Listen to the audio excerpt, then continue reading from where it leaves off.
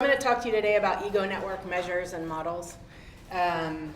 If you saw the video of this like 4 years ago, I'm using the same basic slides. I did update some things, but feel free to tune out, check your email, whatever, because the information doesn't change that much. But anyway, happy to be here.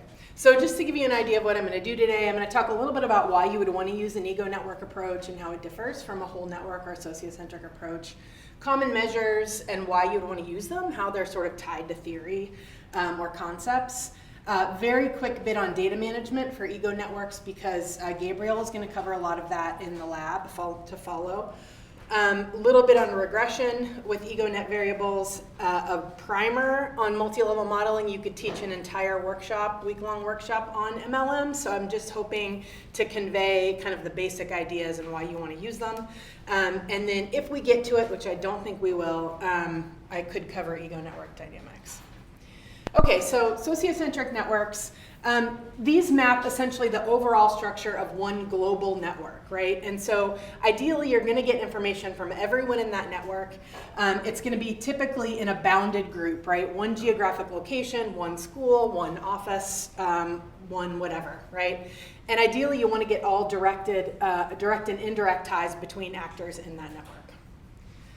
So this is very different from an egocentric network approach where you essentially have lots of local networks, sort of a universe of local networks, where you're mapping individuals' connections to their own personal community networks from the perspective of that ego.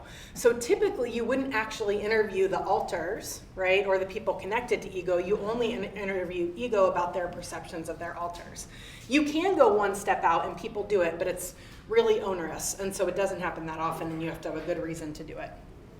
So we're kind of trusting ego. So what you end up with here is lots of non-overlapping networks that you can do stuff with. And so I am an ego networks girl, so I'm going to focus largely on why ego networks are freaking awesome. And other people can talk to you about whole networks, but particularly for health, I think ego networks have lots and lots of really great advantages. One of the big ones is broader influence, and they're also much more flexible. So if you're doing sociocentric or whole network analysis, it really has limited inference beyond that group, right? So if you think about a network, you're essentially sampling one network. You have an N of one.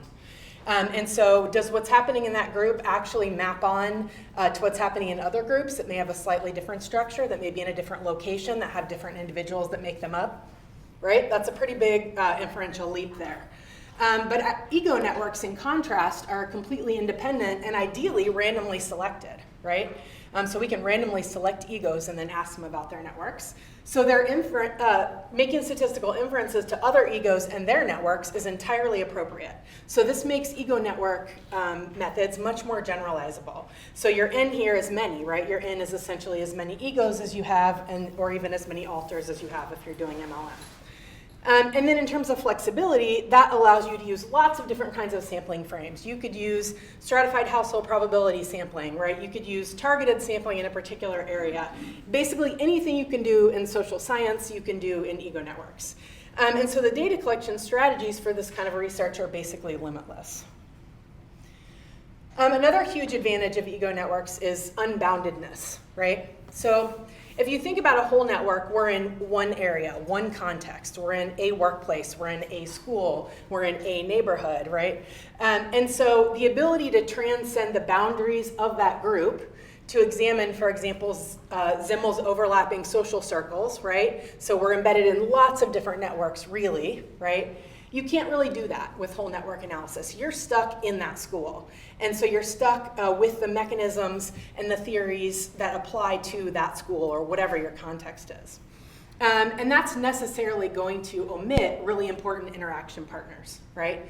So if you care about mental health, yeah, school is super important, right? But so is what's happening in your family life. So is what's happening with friends outside of school. So is what's happening in community organizations. So you're not going to get as complete a picture as you can with ego network analysis if you're careful about how you're sampling alters. And so this really makes egocentric methods ideal for what's happening to people who in real life operate in multiple different kinds of contexts, right? Another really huge advantage of ego network analysis is that you can have better characterization of what's actually happening in social ties. So in whole network analysis, we often infer a lot about what's happening in a tie that exists, right? Because typically we're saying something like, who are your friends, right? And that's pretty much it, right? It's so onerous that we don't often ask about lots of different kinds of ties or connections. In egocentric methods, you can create really precise measures of sort of local social connectedness because you can characterize really well what's actually happening in dyadic relationships, and then you can either model that at the dyad level or you can aggregate to the network level, but you have a lot more complete information about what's happening. So you can ask specifically about what kinds of risks and resources are being transmitted in those ties. What are the quality and functions of the relationships? Why did that happen? And then when, where, and how are these things happening, right? So this really facilitates the testing of hypotheses regarding specific mechanisms, right? So you could test whether what's happening is regulation, right? Are they trying to control the behavior?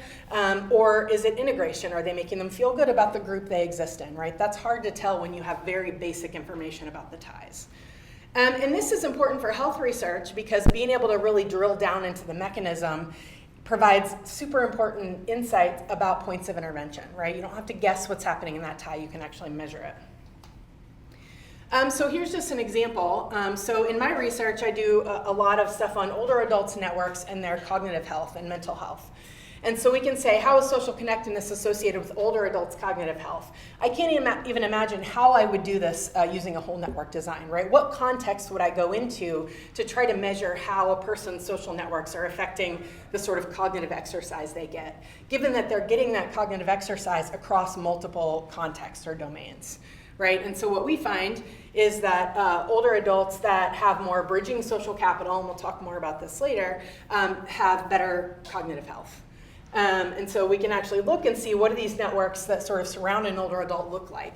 What are they doing in those interactions? What kinds of people are in the network and how is that associated with different kinds of health outcomes? I'm gonna take a drink. I'm getting a little dry, you guys. I talk super fast. If that's also to say, if you have a question or you need me to slow down, just raise your hand. I'm totally fine being interrupted. So disadvantages, there are some, I'll just be honest about it. If we're comparing it to something like proxy measures, right? So where we go in and say like, how many friends do you have? Or we use like maybe a perceived social support scale or a social integration scale. Those things have their place for sure. They're very fast to administer. Ego network data are not fast to collect. It's very time consuming. It's a high burden method. So compared to proxy measures, you're going to have heavier respondent burden and you're going to need the resources to really be focusing on networks if you want to collect these kind of data. Another disadvantage is that we usually don't measure sort of received or reciprocated ties, right? You can do this in whole network analysis pretty easily by asking both people. We're not doing that in this case. So typically we can't look at the direction of things, like am I giving you advice or are you giving me advice? I can ask that if I really care about the direction of advice giving, and you should if that's your research question, but if it's not, you're going to be focusing on collecting tons of other data, right? It also relies on ego's perspective. Again, we talked about this, and egos do make systematic errors in sort of the things that they infer about their alters.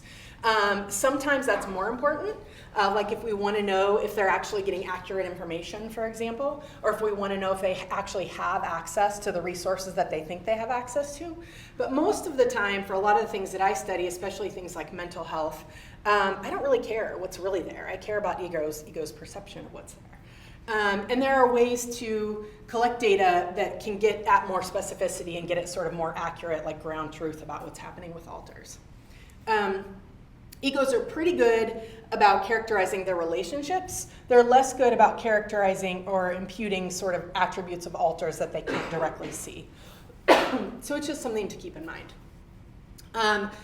The other thing is, and this is probably the big one, you can't map sort of the broader social structure in which personal networks are embedded, right? So where are networks coming from? You can do that in whole networks, right? I can egotize whole network data and say, okay, they have this kind of ego network. How did they get that, right? How is that related to the broader social structure that they're embedded in? And folded into this is the fact that I can't assess the implications for ego of ties that don't exist, right? Because I'm asking them about ties that do exist. So that is a disadvantage. Okay, so now I want to talk about some of the common measures in egocentric network analysis. A lot of these are pretty similar to what you would use in whole network analysis. So a lot of the concepts might be familiar to you, but I'll try to talk about how you might use them in an ego network context. So typically, what are we trying to operationalize about social ties or about ego networks? We can divide this loosely into 4 kinds of concepts, right? So one is content, which you can think about as like what is actually happening inside those ties, right? So these are the social and cultural characteristics of the alters, including the material or non-material resources, information, attitudes that they might have, whether or not those are accessible, right? So what's the stuff in the network? We also care about strength of tie. This is really important. And this is kind of the quality and intensity of bonds between network members, right? So we might measure this with something like closeness, or how strong is your tie, sometimes something like frequency of contact, or how long you've known the person. We also care about function. So this is what's actually happening in the dyads, between the people in these networks, right? So what types of exchanges are we having? Are we exchanging advice? Are we exchanging money? Are we exchanging services? What kinds of support are being provided by the alter to the ego or vice versa? And then we also care about structure. So this is the pattern of linkages between actors in an egocentric social network, right? And that can tell us a lot about things like social bridging in particular, and to some extent social bonding. And so this is also really important. So I'm going to sort of talk about different kinds of measures that we might want to use to operationalize these. So when we're thinking, so that was kind of like the conceptual, what do we care about, right? And then now I'm going to talk a little bit about like actual measurement and how do we get at those concepts. And so ego network measures are based on sort of 3 types of information. One is information about ego-alter ties, right, or information about the linkage or the tie, the relationship between ego and all their alters. Or they're based on alter attributes, so alter's gender, alter's education, does alter trust doctors? Or they're based on alter-alter ties, right, so ties between all the people in the network, either with or without ego included in that structure. And so we're going to ask name interpreters, and we're going to ask about alter-alter ties that are going to get at this information. I don't cover ego network data collection here. I think Michelle is going to cover a little bit of that. Yeah, good. So she'll tell you how you actually get these data. And so I'm going to cover just some of sort of the basic measures that you might care about. One is degree, right, or network size. This is very simply just the number of alters to whom you have a direct connection, the number of alters in your network. And so this is a really tricky measure. It's overused and under-theorized, I would argue, right? So what does network size actually mean? In an ego network context, it's highly constrained by the name generators that you're using, right? So a network size of 3, if you're using the GSS and asking about important matters, is very different than a network size of 3 if you're asking 10 name generators and you're really asking them to sort of round out all their regular interaction partners. So you always have to keep in mind that network size is going to be constrained methodologically by the name generators that you're asking. And it can be interpreted as a measure of something like social integration or social capital, social engagement or activity, sometimes something like prominence. But again, it really depends what are the questions that you're asking. If you're asking like, who are your family members, that's not a measure of prominence, right? That's an accident of biology, right? But network size also, another thing to keep in mind is it can be good or it can be bad. So we tend to assume that larger network size is good, but what are you getting more of, right? So if you're getting more hassling, more conflict, more negative ties, then having a larger network size is not necessarily good, right? If you have a larger network of people that are telling you not to get vaccinated, that's not good, right? So you always have to keep network size in context, right? You have to understand how the data were collected and what the content of those ties are to really be able to interpret whether it should be good or bad. I already said this, sorry guys, I have a tendency to do this. I just verbal diarrhea, and then the next slide covers it. But so the kind of bottom line here on name generator strategy is that you can compare size within your sample. It's really hard to compare network size across samples, right? So this other sample that asked a totally different set of name generators found that network size matters in this way or that way. That's a really hard comparison to make. It's like apples and oranges. So you can compare size within your sample, but not so much to other samples. This is just like a really small practical thing, but you don't want to double count. So if you're using multiple name generators, like, you know, who do you talk to about important matters? Who do you have sex with? Who do you use drugs with? Who's your friend, right? People can be named in multiple generators, and you don't want to double count them. So it's always a like unique set of alters, right? Regardless of how many name generators they were named in response to.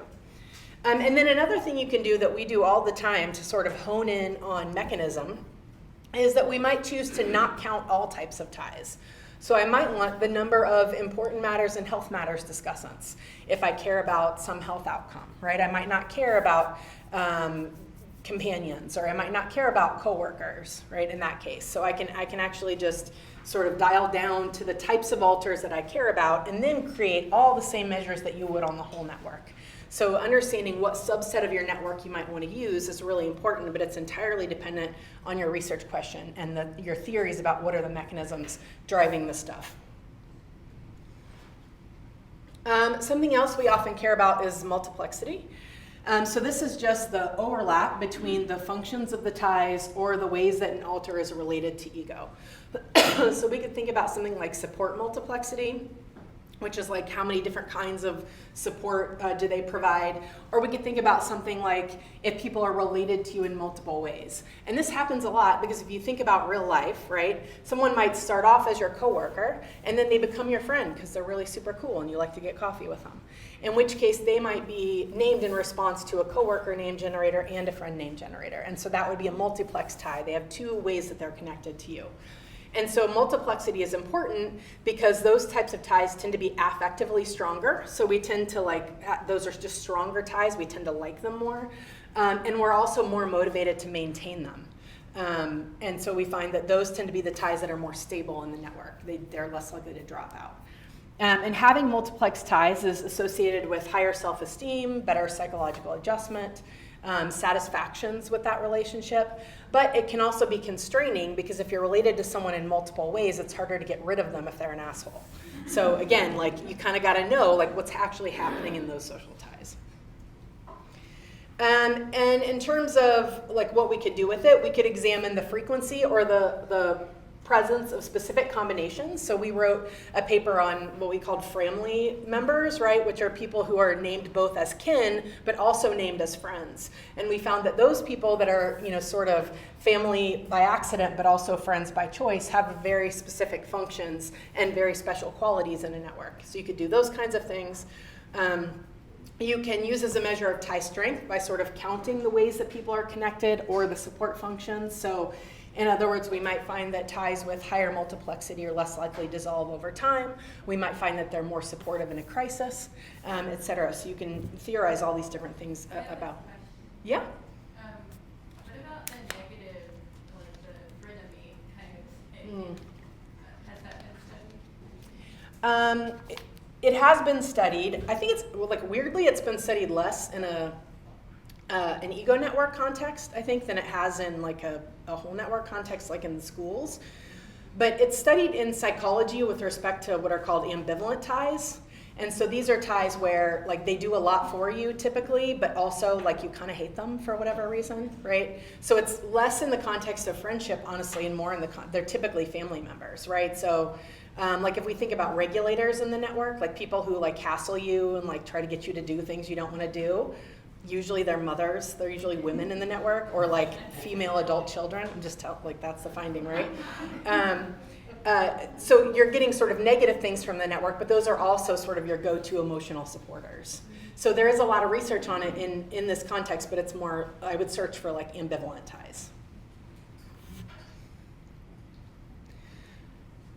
Great question. Okay, another thing that we often measure is called diversity or role diversity. And this is just the number of different kinds of ties. And here we're talking about social roles in a network. So you literally just add them up. Like, do you have a spouse? You always ask how you're related to alters in your network, right?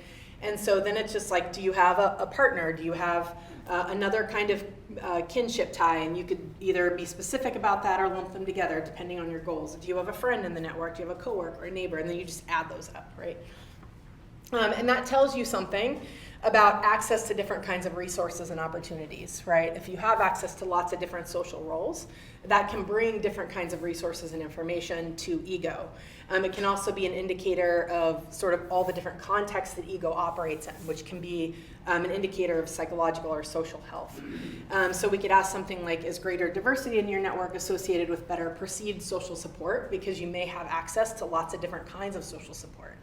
And so typically having multiple social roles or high diversity in your network is associated with psychological resilience. It's, having lots of social roles is better for mental health. You don't want to have kind of all your eggs in one basket, right? But it can also introduce role conflict or role strain, right? So again, you can't always assume that something is positive or negative, right? Go into it sort of with a theory and then an open mind. Something else we also always ask about is tie strength, which captures essentially sort of the intensity or the affective strength, sometimes the duration, right, of that tie. How likely is it to hang around? How likely are you to interact with them frequently? Is that your go-to person? And so the ways we would measure something like this are with closeness. So we'll just ask, how close are you to this person? Sometimes we'll use frequency of contact, length of relationship. Do you talk to them about important matters or other sensitive topics? My favorite is actually, how strong is your relationship to blah, blah, blah? And then we use a 1 to 10 slider. So pro tip, like if you're collecting ego network data and you ask about closeness and you have like 3 categories, 90% of your people are going to be very close, and then you just don't have like good variation. So if you use like a 1 to 10 scale, you can get a little bit more meaningful variation, even in like smaller core networks, for example. Sorry, that was kind of in the weeds. And presence of strong ties is associated with bonding capital, right? Social integration or regulation in the Durkheimian sense, in the Coleman sense. So it's kind of like, if you have lots of strong ties, it's how do you feel a sense of belonging to your group? Do you feel like you're socially supported, you're socially integrated? This has a lot of social, psychological, and actually physiological benefits for health. But on the flip side, the presence of weak ties, which you can also measure using the same indicators, is a measure of bridging potential or access to novel resources. And when we talk about the structural measures, we'll also talk a little bit more about bridging and bonding and how you might measure those using structural measures. But you can also use tie strength. And there's a variety of ways to do this. So you could look at average strength of tie. So just actually take the mean of the strength of tie of everyone in the network. And so you can do this in a really theoretical and targeted way, right? So I could say, like, if I'm measuring ties to neighbors, I could use average strength of tie to people in my neighborhood as a measure of like neighborhood social capital or feelings of neighborhood social integration. Again, like, these things are totally flexible. It's like, what do you want to measure? You could probably do it. You can count them, so you can count the number of strong ties. So say, like, how many very close ties do you have? That might be important for something like mental health. Some theories say you only need 1 strong tie. You could operationalize that as well. Again, what is the theory telling you? You can use other measures of central tendency. So we use maximum and minimum tie strength a lot. So that's an indicator of a presence of at least 1 very strong tie. So do you have a 10 in your network? That can be really important, sort of net of everything else going on in the network, or average strength in the network. And then we use minimum tie strength as an indicator of access to weak ties, which is important for social bridging. Oh, so many hands. Sorry, she was first. Go ahead. Present strong versus weak, do you set that, or is that like arbitrarily defined as far as what's a strong tie versus a weak tie? Yeah, so it depends. You can either anchor it with, like, on a numeric scale, or you can use response categories. So, like, sometimes we'll use very close, somewhat close, not close at all. You can't use a lot of categories because, again, they're going to be answering this question like a cajillion times. So, I mean, they're really, it's interesting. There's actually like quite a lot of controversy in the literature about what does it mean to be a strong tie, right? Or what is social bonding? I don't really have time to like go into that like full literature here. But again, like pick the theorist you like and go with that, right? And I think that's totally fine. Like, are you more of a Zamilian, a Durkheimian, do you like the Coleman way of doing things? Like all these people have sort of different thoughts about what integration means and how strength of tie would contribute to something like that. And that's fine. And so I think you just have to, with all this stuff, we're just kind of making shit up, you guys. I mean, I know you don't want to hear that. Sorry. I mean, there are standards, right, and right ways of doing things, but part of the a little bit scary thing about how flexible ego network methods are is that you can kind of operationalize whatever you want. So the really important thing is to just have a theory in mind, have the mechanisms in mind, and just always be driven by that.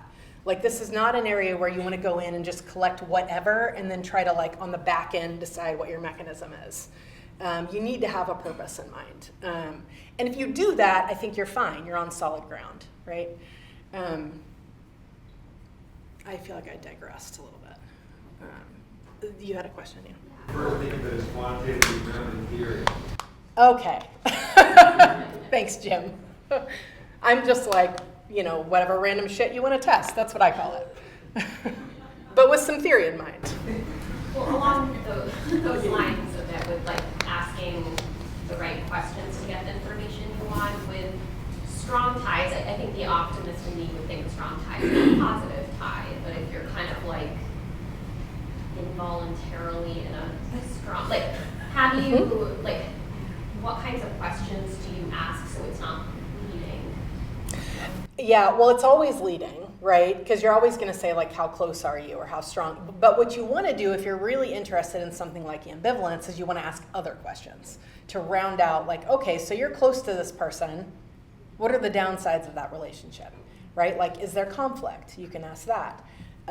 Is there, whatever you care about, right? Do they stigmatize you for your health condition? Like, so it's kind of like, what's the context that you're interested in working in? And then figure out, okay, I could theoretically have a strong tie, and this is sort of what I mean by anything goes, right? Like, I could have a really strong tie. Like, I'm really close to my sister, but I often want to punch her in the face.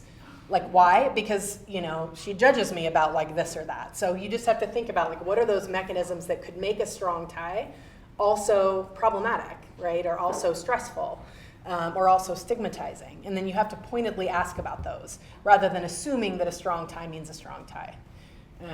Does that make sense? Yeah. Okay.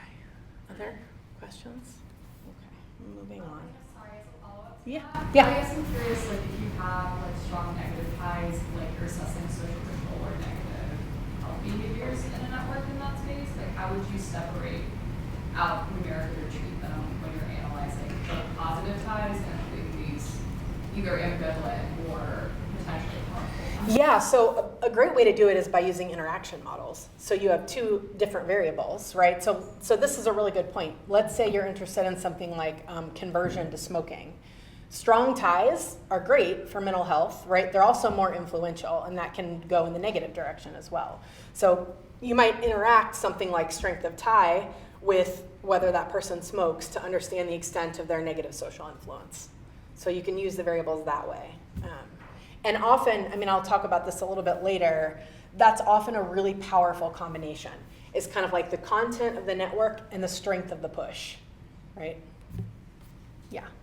In being egocentric networks, like how would you separate like one case from the other case? Like if you see like that the strength of ties would indicate like one outcome, but in one case would indicate like social control or some other negative outcome. So how do you report that? I'm trying to hear a word that you're saying that I think is is it kid? Did you say kid? No, one case. Oh, case. Because being like that, there are like several egocentric networks, right? So with one case, like you see that the social ties are like leading to an outcome that's different from the other outcomes. Within the same person, or No, within like the different cases that you have. like different health outcomes or something?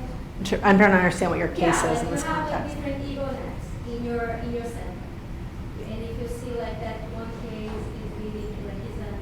Oh, okay. So like, let's say some network characteristic affects women differently than men or something?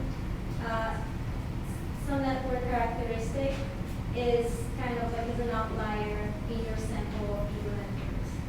Yeah, so I mean that's an issue with any social science data, right? You're always going to have variation, and some stuff's going to fit your case, and other things are going to be errors or outliers. And so you just have to use like inferential statistics to understand like what's the common pattern. You may have outliers, but kind of the advantage of having ego network data is you have lots of ego networks, right? If you get if you have an anomaly like that, or like an outlier, and you're using whole network data, you don't know if it's an anomaly, if it's your case, if that's real life, right? In ego networks, I can say, okay, you know, it works differently in this set of ego networks. Why is that, right? I can then try to explain away that difference using interaction models, or by putting, you know, controls in that might be mediators. So that's kind of an advantage of ego networks, not a challenge, right? You have more data to leverage to try to understand why networks might operate differently for different kinds of people. And hopefully it's systematic and not error, right? Or it's something you've measured, right? Yeah, I don't know, did I answer your question? Okay, I'm happy to follow up if you want to catch me during a break or whatever. And then you can also use standard deviation, which I think is kind of also an underutilized measure, to measure kind of like, you know, do you have access to different kinds of strength in your network, which might be beneficial, right? Maybe you don't want like a super tight network or a network of all weak ties. You want some variation there, right? That might be what you need in order to leverage your ties to get different kinds of needs met. So do you mean within the same ego network of all the different types? Yeah, yeah. So literally, you're going to get a tie strength value for all your alters. What's the standard deviation within ego, essentially, across alters? Thank you for clarifying. And then there's like a cajillion other relationship characteristics that you might be interested in that I'm not going to talk about here, but it's basically only limited by like what your case is, how much time you have to ask things, what your theory is, etc. And these can be calculated and used similarly to tie strength, where you might be interested in sort of the frequency of a certain kind of tie, central tendency, or like the mean, and then the standard deviation, or minimum, maximum. And these can be functions, like stuff that alter does for or to ego, or ego does for alter, right? You can measure regulation or support. It could be the presence of other kinds of shared activities, like, you know, sex, drug use, political discussions. Why anyone would do that these days, I don't know. And so all these things you can measure very similarly to the way that I indicated you could measure tie strength. Do you mind going into central tendency and concept? That's just the mean, essentially, mean or mode, right? It's kind of like what's the average or typical value in the network. Sorry, I brought back some like stats 100 from undergrad. Mean or mode or median, right? Okay, we also might be interested in sort of composition. So this is a way to use alter attributes. So in other words, attributes of the people in the network. And so this is going to reflect, again, sort of content. So those material and non-material resources, knowledge, behaviors, cultural characteristics, like ideas, attitudes, and values that are in the network that might affect ego's health behaviors or might affect ego's health outcomes. You can measure all of those. The kinds of things we might be interested in are something like social influence, right? So, you know, the Christakis and lots of other people have shown that things like obesity, smoking, drinking, happiness are quote unquote contagious, right? Which is just to say that when you spend time with other people that are engaging in a particular behavior or have a particular mental state, we're more likely to adopt that behavior or mental state. We can also use alter attributes to understand access to resources. So we can look at, you know, for example, in rural areas or in impoverished communities, a lack of transportation to get treatment is often a major problem. And if you have access to someone with a car, for example, you're much more likely to make your doctor's appointments. There's research on this. And then you can also look at sort of broader patterns of interaction in society that may potentially have health implications, right? So for example, in some work that we've been doing recently, we found that racialized minorities have greater access to social bonding than whites on average, which helps preserve mental health.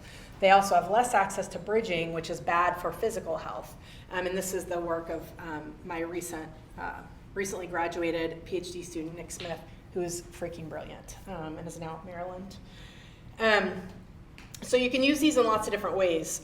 Typically, with respect to the alter characteristics that we're interested in, they're going to be either categorical or continuous, right? So you have like either a set number of categories as the response, or it could be continuous, like years of education or income or whatever, or something that's ordinal but we can treat as continuous. And so we have to use different kinds of measures depending on the level of measurement of the variable. So we can use, if it's a categorical variable, something like the proportion for the strength or the direction of influence. So, for example, you could ask whether each alter, the degree to which each alter trusts doctors, and then we could measure just the proportion of the network that trusts doctors, for example. Or we could do the mean trust in doctors if it's a categorical variable. And then we can also count things if we're interested in access to specific resources. So sometimes we care more about the proportion, right, of people if we're interested in kind of overall attitudes. Sometimes we're interested in the actual count. So like if we want to know whether someone is able to access an abortion, we might care about the actual number of people who can help you pay for an abortion, right, more so than the proportion of the network. And in that case, more is always better. It's always better to have more money, right, for something that you care about. So again, you have to think about what's the mechanism when you're deciding how to operationalize these things. If it's a continuous variable, we can use, again, central tendency. So we can use the mean or the median for summarizing content. So if we want to know what is our sort of network social class, we might be interested in something like average or median. We could use a minimum or maximum, so maximum income for something like starting a business where we actually sort of care that there's a lot of the thing. If we're interested in diversity, we could use standard deviation, like standard deviation of income might tell us something about access to people of different social classes in the network. We also often care about how similar ego and alter are, right? And we often call this homophily, but that's a little bit of a misnomer. So there are actually 3 different mechanisms of similarity between egos and alters. One is preference, right? And so this is literally homophily. So people tend to socialize and form bonds with people that are like them because it's easier to communicate, because you have things in common that lead to affinity. And on the flip side, because you're stereotyping and we have prejudices, right? So people tend to like to associate with people like them. But another reason for similarity is availability. So people tend to socialize and form bonds with people they come into contact with. So this is Scott Feld's theory of foci of activity, that the kind of social circles and the activities that we participate in bring us into contact with people who often happen to be like us. But that's a very distinct mechanism from being attracted to someone that's like you, right? So, we have pretty pervasive racial and socioeconomic segregation in housing that affects whether we come into contact with people that are different from us with respect to those characteristics. Gender segregation in occupations, for example. And then we can think about focused life course events like going to college, where you're in a dorm living with a lot of other college students, right? You're more likely to form bonds with college students.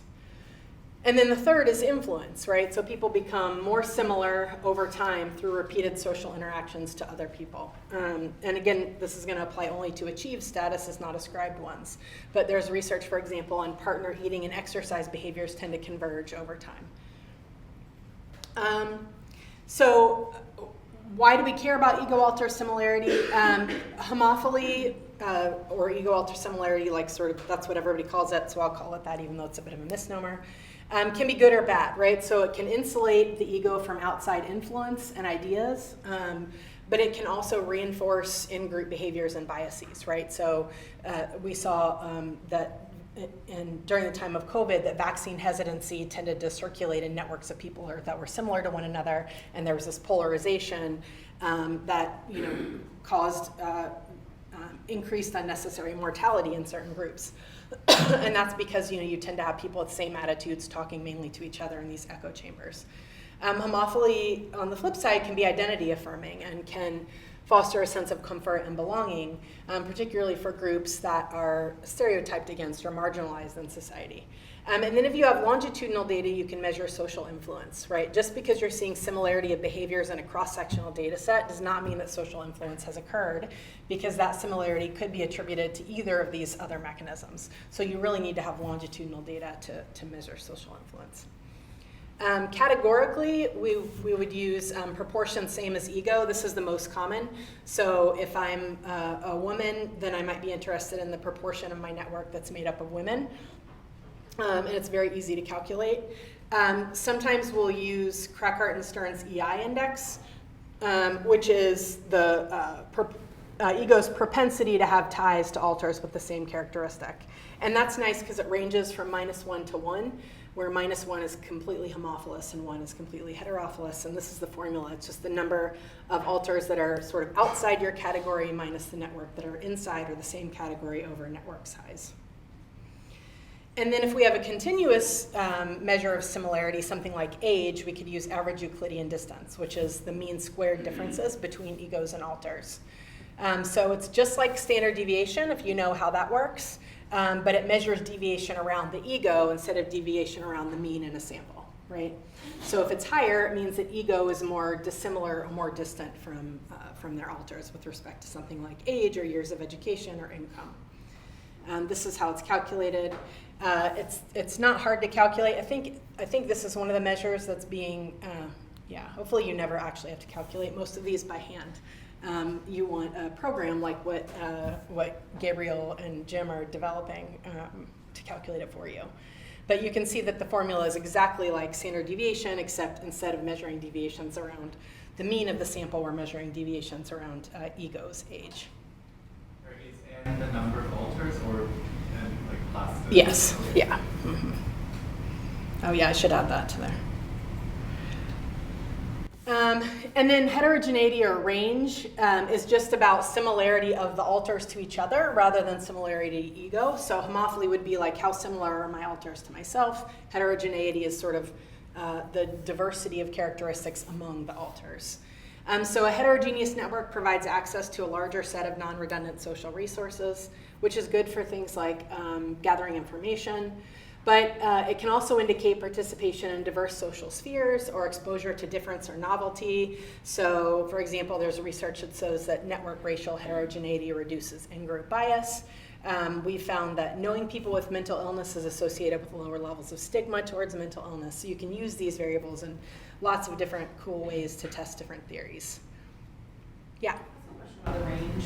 This is something I've been struggling with as a novice social network person. Mm-hmm. So when I think about like the kind of questions I have for like populations of interest of mine, I'm thinking about parents who like sometimes are going to identify an individual as an alter, but also might identify an organization or a group as an alter. Yeah. And but might not be able to point to a specific person in that organization as the alter of interest. Is that something you can account for with like sort of heterogeneity among alters, or is that just that we have to leave it out of the network entirely, even if it might be rich with information? That's a great question. We did a study, network study of people with multiple comorbidities who were like homeless and like had like lots of poverty, and so we found this a lot that there was a lot of references to groups or organizations that were supportive, and they wanted to name them as alters in their network. The problem with that from a practical standpoint is you have to ask all these follow-up questions about alters, and none of them make sense if it's a group. Like, what is this group's gender, right? Like, what is this group's education level? And so our solution to it, which I've actually not really seen, is that we had a group generator as well. So we just had a totally separate network where we asked about groups or organizations, and they could be groups of people like my neighbors, where they didn't want to like specifically nominate one person to represent the group, or it could be something like, you know, social services or treatment providers in a treatment program. And then we had name interpreters that were specific to groups. And then we just calculated network measures on the group network, essentially, right? So you can't really treat groups like individuals in a traditional ego network sense, but there is this workaround.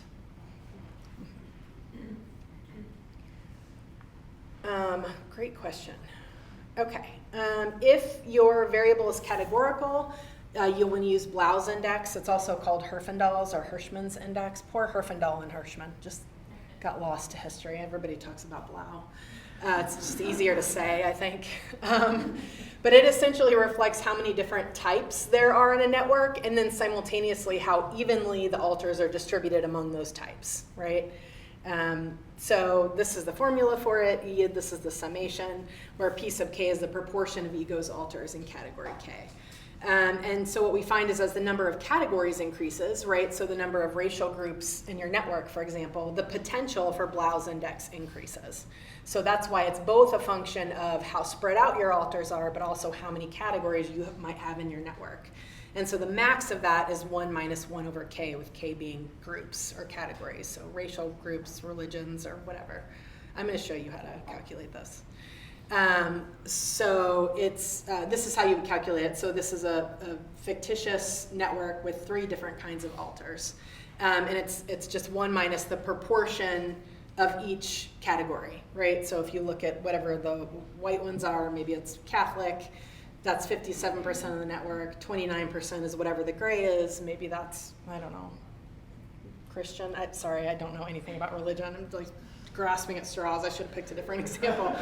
And then, 14% is whatever this black circle is. And so this is the category. Or calculation. It's actually quite easy.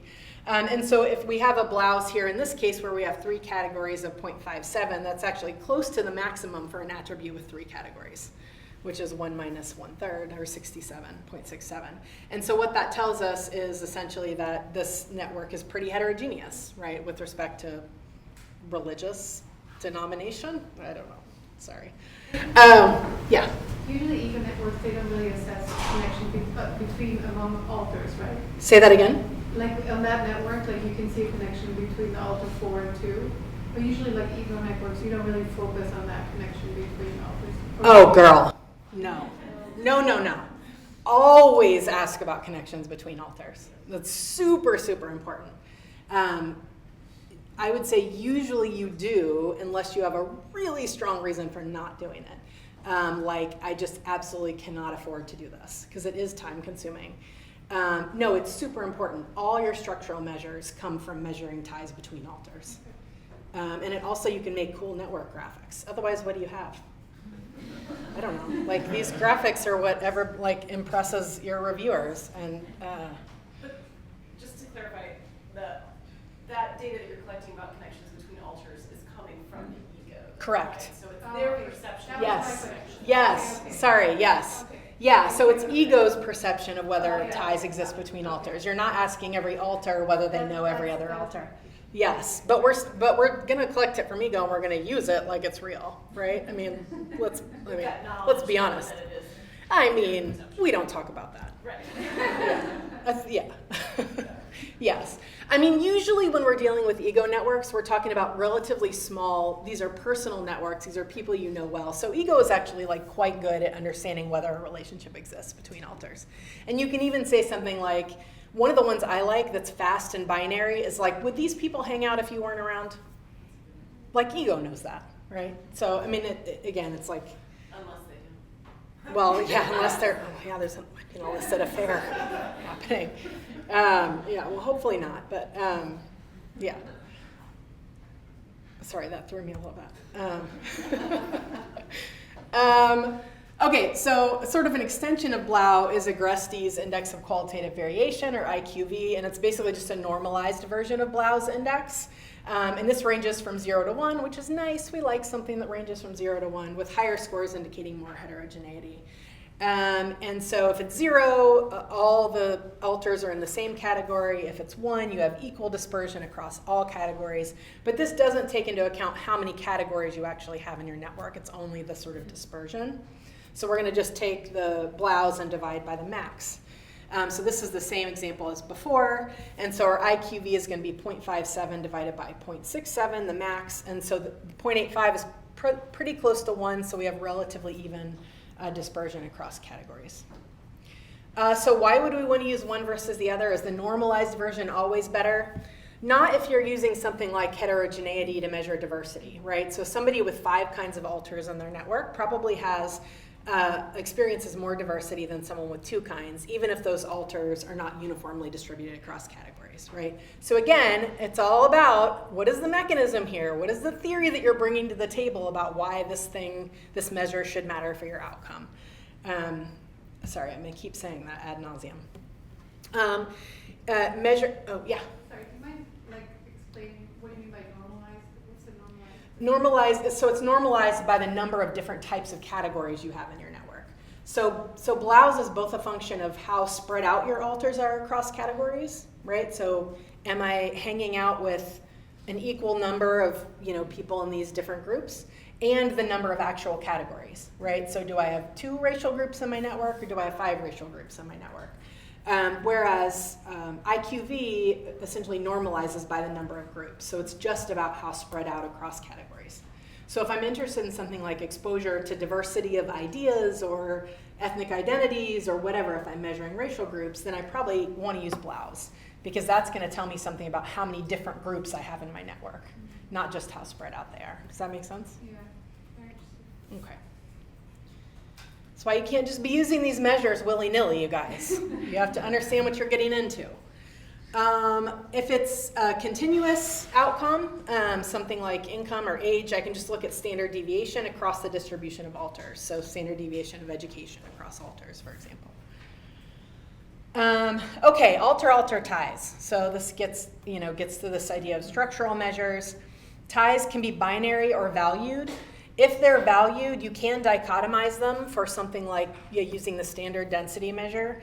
If they're valued, they're usually not a lot of categories, right? So if we do have something that's valued, like we'll say how close is alter 1 to alter 2, it'll be like they don't know each other, they're somewhat close, they're very close. You're usually not gonna have more than like 3 categories, just because you have to ask this so many times, right? So I don't think I have it in this talk, but it's like exponential how many times you have to ask this question depending on how many alters are in the network. And so this is essential for computing all the measures of network structure except network size, basically. And so usually when we're using these structural measures, we're interested in operationalizing outcomes or characteristics of structural wholes. Hopefully someone else is talking about structural wholes. Okay, well, I'll talk about it a little bit here in a minute, but just before I talk about it, so structural wholes, it's just the absence of a tie in a network. Everybody's like, oh, structural wholes, so complicated, right? It's just like, well, a tie could be there, but it's not, right? And so if you're bridging these structural wholes, then that tells you something, and I'm going to talk about it more in just a minute. But these have been linked to lots of really cool outcomes, like often in sort of like corporate settings, right? Less so in health, it's less used in health, but it's been linked to things like innovation, good ideas, knowledge transfer, individual performance. But it's also been linked to physical health. So Ben is gonna, I don't even know if he's here yet, but he's gonna talk to you about NCHAP. And then structural wholes have also been linked to cognitive health in some of my research. So it does matter for health. It's just, I think, underutilized compared to other theories. Oh, I'm going to talk about it right now, you guys. This is great. Look at this. Oh, this talk is so well organized. So it's the absence of a tie between 2 alters, as I said, and it essentially operationalizes 2 different types of social capital. One is like novelty. So the more that everyone in your network knows everybody else in your network, the more likely it is that the information or other resources that you might get out of that network are going to be redundant, right? So if you think about something like gossip, if everybody in my network knows everybody else and there are no structural wholes, all the ties exist, then like if I want to tell a juicy bit of gossip, everybody in the network already knows that gossip because they got it from somebody else, right? So that's no fun. So it's useful in that kind of way. Or like, if I want information about treatment providers and everybody's connected to everybody else, I'm not likely to get novel information about that from that network. It also operationalizes power, right? So an ego who bridges 2 networks, so you can think about a network that's, sort of looks like a bow tie, for example. I can keep those subsets of my network totally separate, and then I can control the flow of information and resources between them. And I'm less constrained by those alters. So I can go to like one little subgroup of my friends and like be one person and do like some insidious shit over here, and then I can go over here and they're not going to know about it, and I can pretend to be a different. This is like very Machiavellian. But basically, it's you're in a position of power, right? You can either transfer resources or not. You can transfer information or not, et cetera. And so that's how structural wholes are typically used. And the kind of flip side of this is Coleman's theorizing about closure, right? And so we have these transitive ties. So if you think about a triad, right, there's this principle of triadic closure where if like I'm friends with this person and I'm friends with this person, the tendency in my life is for those people to eventually become friends, right? And that's this property called transitivity. And so Coleman associated closure rather than structural holes. So he associated the fact that our networks tend to exhibit this property of closure with social capital, right? But it's a different kind of social capital. So if we have closure, we have these shared norms that can sort of more effectively guide our behavior. It's associated with things like interpersonal trust, obligation to group members, feelings of belongingness, all these like fuzzy, wonderful social psychological things, cohesion, cooperation, right? So we get a lot out of having these networks that are kind of densely connected without structural holes. And so the interesting thing is it's kind of a similar mechanism, which is like constraint or tight-knittedness, but it can be beneficial or not beneficial depending on the context or depending on the outcome. And so when we talk about two different kinds of social capital, bridging and bonding, in general, that's kind of where this comes from, right? It's in a way two sides of the same coin, but also not, because we can use slightly different measures to operationalize them. Does that make sense? Yeah. What happens if the three individuals in this triad are not weighted equally? So like the power relationships between this, they're not equal. And so like the example I'm thinking of is Yeah. niche, but so there's a study that I'm familiar with where essentially it's looking at a population of migrant film workers in Pakistan. Okay. So there's typically an individual in the space that is kind of like bringing all of these migrants from these different provinces to work in the film industry. And none of these people know each other, but over time they become closer networks because the person who's linked with kind of like the foreperson of between the person running the factory and these groups of migrants has a different relationship and has more power. And I guess I've always visualized it as like a structural hole scenario. But in this case, like they form knitted communities together. Mm-hmm. But the person at the top of the triad Still has power. Yeah. versus the people who are coming together because of this person are going to form a relationship, but their relationship is not going to be the same as the Yeah. relationship. So this is where I would say that having egocentric data would be especially useful, because it's not just whether those ties exist or not, right? So if you're relying only on structure to try to understand this situation, you might find that that person may be like in a power position in the network just because they know everybody perhaps, and there probably are other structural holes, so you would probably see that structurally. But if you were able to measure the strength of those ties, or maybe something that's flowing between those ties, or the duration of those ties, you would see something different that would explain why that person has greater influence or has better outcomes or whatever that you may not see in a typical sociocentric analysis. Do you see how I did that? I just turned it again into how ego networks are more awesome. Yes, I might have a bit of a chip, you guys. Yeah. Yes. So I feel like that your Machiavellian reference is kind of like stuck in my brain, that there's like some material where we're talking about power. But in the example of the bow tie, I'm thinking of something that like, what if the person in the center has these two different sort of spokes coming off of them altars because of identity? Like in one group they're closeted, in the other they're really expressing Yeah. their gender identity or sexuality. Like it is a power sort of, but they're not exerting power over one group or the other. It's a power to control information. Yeah, and to like kind of be who you want to be. That's a perfect example of where bridging a structural hole would be super beneficial. Like you can keep maybe you're not out to your family, but you are to your friends. You can keep those separate and get all the benefits from your friendship without having like the stigma or whatever you might get from your family. Yeah, that's a much better example than like I can tell juicy gossip. I'll remember that for later. Yeah. Other comments or questions? Oh my God, you guys, I'm so behind. We're not going to get to MLM at all. I'm so sorry, Jem. Last time I did this, I must have like 4 hours or something.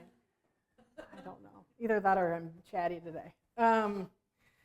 Okay, so yeah, I'm just going to probably get through the measures and basic regression and not MLM, and Jem will just have to bring me back next year to do MLM. Okay, so density is like probably one of the most common structural measures after just network size.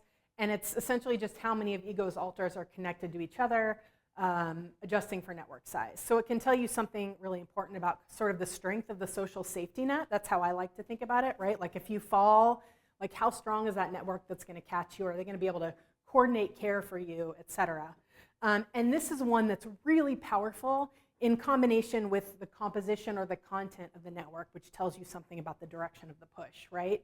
So there's this research in Kenya about contraceptive use. And what they found is that if you have a lot of people in your networks that are also using contraception, then you as a woman are more likely to use contraception, which is kind of stigmatized in this community, right? So it's not just about, not size, density. So if you have a very dense network that uses, with a lot of them using contraception, then that gives you sort of the push that you need, the sort of strength or coordination of attitudes towards contraception that push you towards a particular behavior. But if you have people in your network that use contraception, but they don't know each other, you don't get as strong of a push, towards using it. So that's where you can use these different variables in interaction with each other in ways that are way more powerful in terms of testing theory than having one measure alone. The sort of downside of density is that there's more redundancy of information and redundancy of resources, which can be indicative, again, of a lack of structural holes. So for example, there's a study that if you have low density of your network, that leads to adaptation and resilience after divorce, right? Because you have access to lots of different resources, different people, maybe they weren't as connected to your ex-partner, and so that can be good in some contexts. So again, it's always dependent on your theory and your mechanism and your specific context that you're asking these questions in. So typically you're going to have not directed ties, right? They're going to be undirected in an ego network. So it's just a formula that measures actual ties as a function of potential ties. So what ties are there as a function of how many could be there. So if you have binary ties, the formula is 2t, which is the number of ties, and n is the number of people in your network over n times n minus 1. It's an easy formula. And then one that we use a lot because we often have valued ties is just what we call weighted density, and that's just the mean strength of ties between alters. Sometimes reviewers hate it when we call it density, but then, I don't know, we publish stuff, so whatever.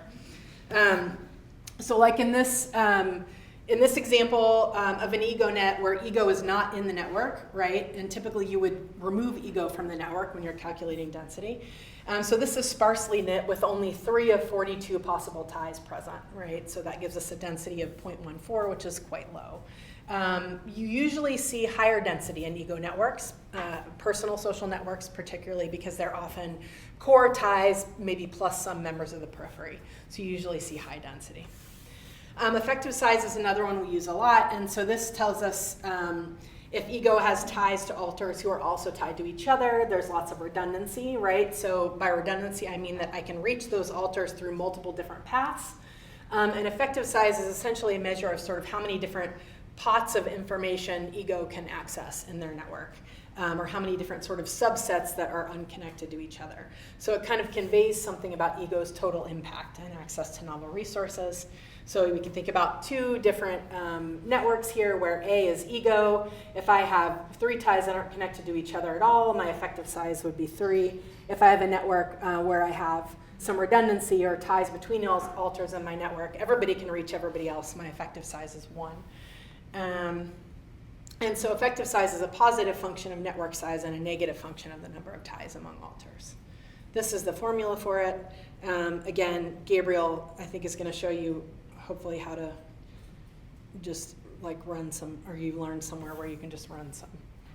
Yes? So in assessing the ties between alters, is it that the 2 alters like have to interact with one another, or is it that I talk to alter 1 about alter 2, but they 2 have not met? Like what is the nature of that? Totally depends how you want to measure it. More the former, right? So do they actually have a relationship with each other? And that's kind of the most basic level. And then it could be ordinal if you want, right? Like how close is that relationship? Yeah, good question. And so this is the formula. you guys will get these slides so you can have time to digest this later. I'm like kind of sucking at time management right now. Okay, so managing egocentric data, I want to go through this really quick because Gabriel is going to address this a lot. But so you have this conventional data structure. This is how we're used to seeing what data looks like, where you have kind of a matrix in which rows are entities or objects, and then the columns are attributes of those entities or objects, usually people, right? So we would have rows are different people in our data set, and then we sort of house their attributes in columns. So how do we store network data that are essentially multi-level, right? They include information about multiple kinds of actors. So one option is sort of wide data structure modified for networks. So we keep ego attributes in columns and then tie and alter attributes in columns, but they're numbered sequentially. This is the most pain in the ass kind of data format to work with. So I think Gabriel is going to teach you how to reshape it to be long, which is kind of the ideal way to calculate variables. And then alter ties are conveyed through columns. So you might get data that looks something like this. This is how the GSS network data would come to you, for example, where you have sort of ego age, ego gender, the age of alter 1, the type of relationship of alter 1, the closeness of alter 1, age of alter 2, type of relationship alter 2, et cetera, right? So all the information is in columns. And it's the same data file where you would have sort of alter ties. And so this is typically a format that you might see where like are alter 1 and 2 friends with each other, or alter 1 and 3 friends with each other, et cetera. And so this is how it's stored. Not the greatest format for calculating the stuff you want to calculate. The better structure is data file structured in long. So in R, we would call this tidy, where each row is an alter or a tie, and ego attributes are embedded in columns. So this is consistent with a multi-level or hierarchical data structure. So it would look something like this. So in this case, for example, we have one ego who has 3 ties. Ego 2 has 2 ties, ego 3 has 3 ties. And then I'm going to have ego characteristics which don't vary across alters. And then I'm going to have alter characteristics which are specific to the alter and do vary across egos. So this is kind of how you would measure, for example, observations in time nested within a person if you were doing longitudinal data analysis. This is the best way. And then the adjacency matrix or density matrix is a characteristic of the ego. And so you can see that here on the right, what this would look like. And so I just want to give you a view of this because Gabriel is going to go into more of this. Because it's relevant to the lab, ego network analysis poses problems. So you have data at 2 different levels, right? And so that's not always suitable for traditional analysis techniques. But most social network analysis tools are designed for whole network data and are kind of ill-suited for egocentric analysis, where you have lots of different networks that you want to create measures on versus one big network. And so this requires sort of joining lots of ego networks into one very sparse network, or repeating the analysis for all the ego networks in a sample if you're trying to use sort of traditional SNA tools, although more are being developed and some through this group.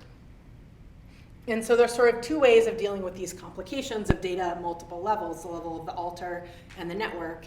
One is to aggregate everything to the ego level, and you can analyze it in conventional ways.